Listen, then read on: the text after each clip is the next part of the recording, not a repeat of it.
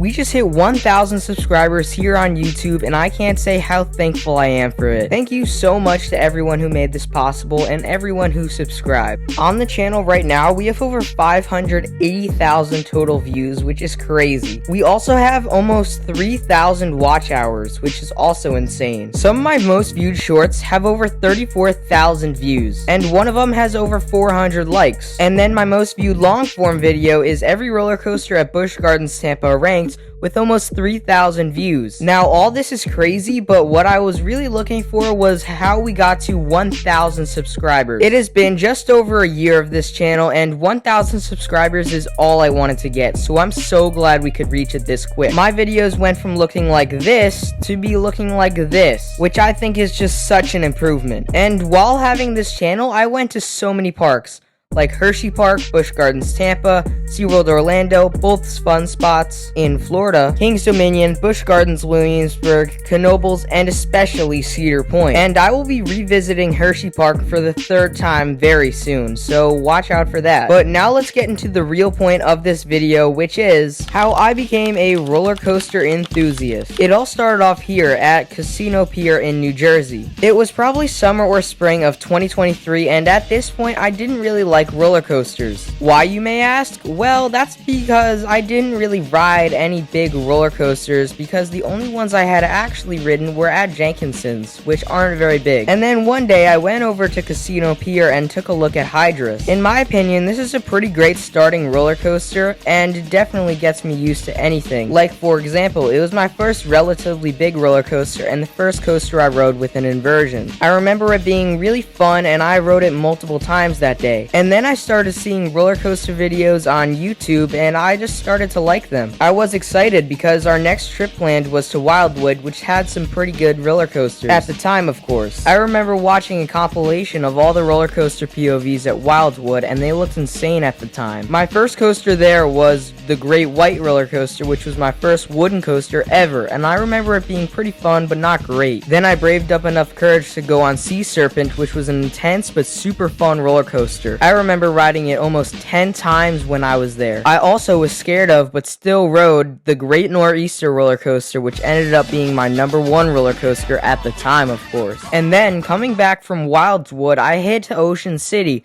which had Gale Force, which was my favorite roller coaster at the time and my first launch coaster. And then right after that trip, I made a roller coaster list of all the roller coasters I'd ever ridden, starting with Wildwood. Then the next park I went to was Nickelodeon Universe in the American Dream Mall. I also remember looking at a compilation of POVs for this one too. And at the time, I rode every single roller coaster there, including TMNT Shellraiser, which I knew was the world's steepest roller coaster, and I almost didn't ride it, but I worked up enough courage and rode it, and guess what? It was absolutely awesome. And then the next place I went to was Six Flags Great Adventure, starting off with Joker and then hitting Batman and Jersey Devil and then eventually Nitro. Now on that day, I rode nearly every single roller coaster there except for Kingda Ka, but I came back and rode Kingda Ka, which got me over my fear of roller coasters, and I remember it being so fun. Before the launch, I was really scared and closing my eyes, and then I never knew how the launch would feel, but I knew it would be super intense, and it was. And I remember getting halfway up the top hat, I opened my eyes and realized I was having a blast, so I rode this one more time, which is probably one of the most fun coasters ever. And then I wanted to go to Hershey Park because I saw some POVs of that and it looked amazing. But that year I only got a chance to go to Six Flags America, but that's okay because at least I got to it before it closed. Then after the winter of 2023 and going into 2024, I went to opening day Six Flags Great Adventure. And then I went to Six Flags New England. And at this point, I knew a lot about roller coasters because I had been watching a bunch of roller coaster videos and I was just getting a lot of knowledge. And then that summer, I went back to Wildwood and then I hit Six Flags New England and Lake Compound. I also then hit Dorney Park, and after that, I started my YouTube channel, which started off as Coaster Crab 100 for some reason, and now it's Skyline Coasters, which is the channel you know today. Then after I made my channel, I took a visit to Hershey Park, which had my #1 roller coaster of all time, with that being Wildcats Revenge. And then I visited a ton more parks, but my journey is just a reason for you to get over your fear of roller coasters,